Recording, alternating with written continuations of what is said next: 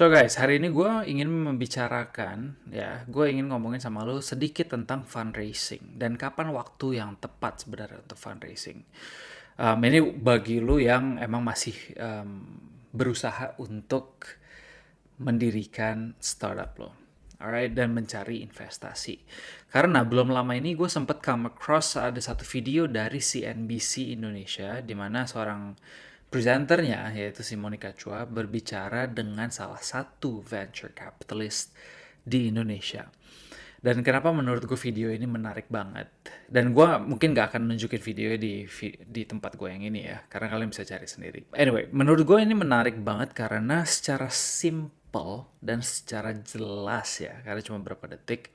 Si venture capitalist ini kasih tahu kapan sih saat yang tepat untuk dia menerima fundraise dari seorang founder. So guys, welcome back to Cari Kuliah TV with me, Alejandro Tumiwa. Dan hari ini gue akan membicarakan lu tentang fundraising. Let's go.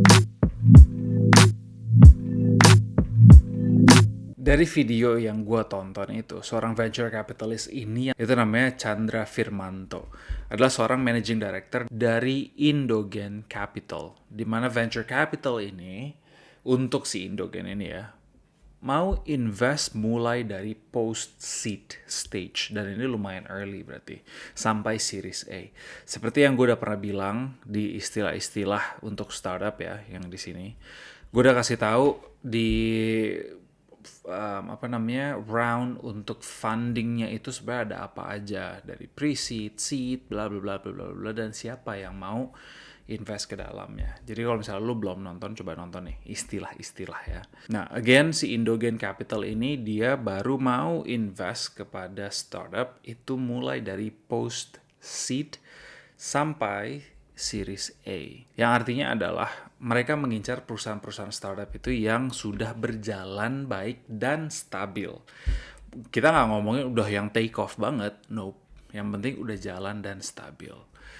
Nah, Bapak Chandra ini sempat ditanya oleh si presenter Monica Chua karena deadline-nya sudah mau dekat nih ya. Karena mungkin kalau misalnya kita ngomongin deadline untuk mereka itu pasti ada hubungannya sama financial closing year mungkin ya. Nah, tapi si Pak Chandra ini bilang kalau misalnya dia tuh nggak mau buru-buru. Bahkan dia menjawab nunggu fase bakar uang. Nah, sekarang pertanyaannya kenapa dia mau nunggu fase bakar uang ini? Karena kan yang kita tahu kalau bakar uang itu kan ya udah lu kayak masukin lu dapat sekian banyak uang habis itu lu hambur-hamburin untuk marketing untuk supaya nama lu itu naik.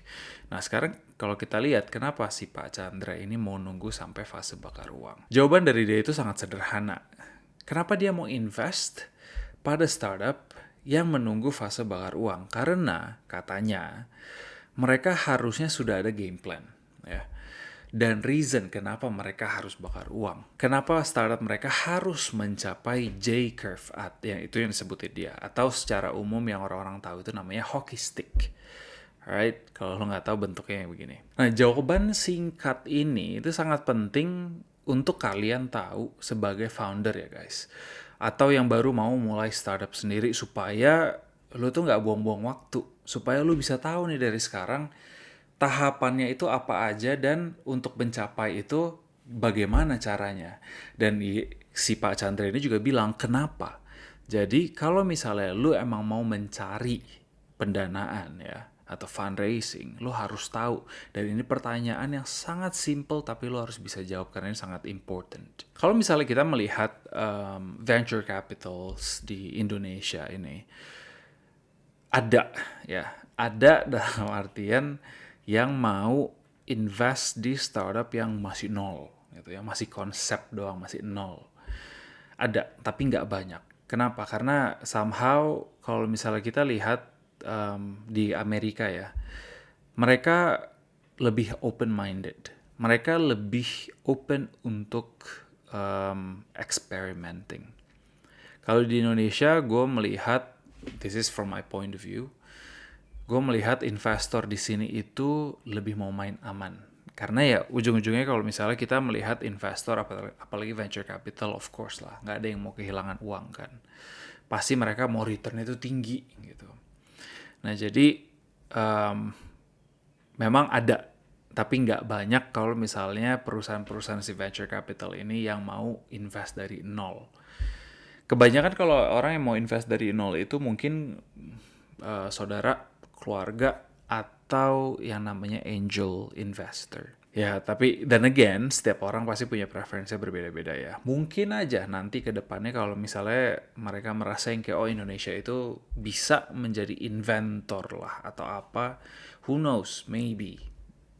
Nobody knows. Tapi yang penting sekarang, apapun itu stages lo, apapun itu produk lo harus bisa membuktikan dulu bahwa oke, ini itu dibutuhkan masyarakat. Right?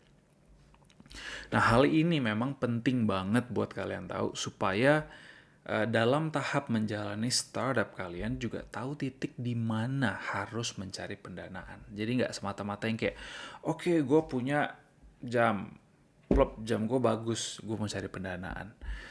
Pasti mereka akan bertanya, apa yang membuat jam lo itu berbeda daripada yang lain? Ya kan?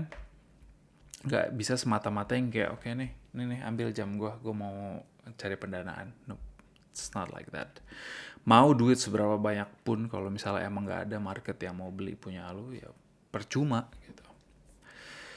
So guys, sekian video hari ini ya. Semoga penjelasan gue itu bermanfaat dan bisa dimengerti. Dan kalau misalnya emang lu suka video ini, please give me a thumbs up dan subscribe karena ini gratis. Dan untuk lu yang udah subscribe, I wanna say thank you and I'm very grateful for your help. And without you guys, gue gak bisa di sini sekarang dan gue gak bisa kasih tauin ini sekarang. So, dukung gue terus by giving me a thumbs up and subscribe. Alright, thank you and I'll see you guys next time.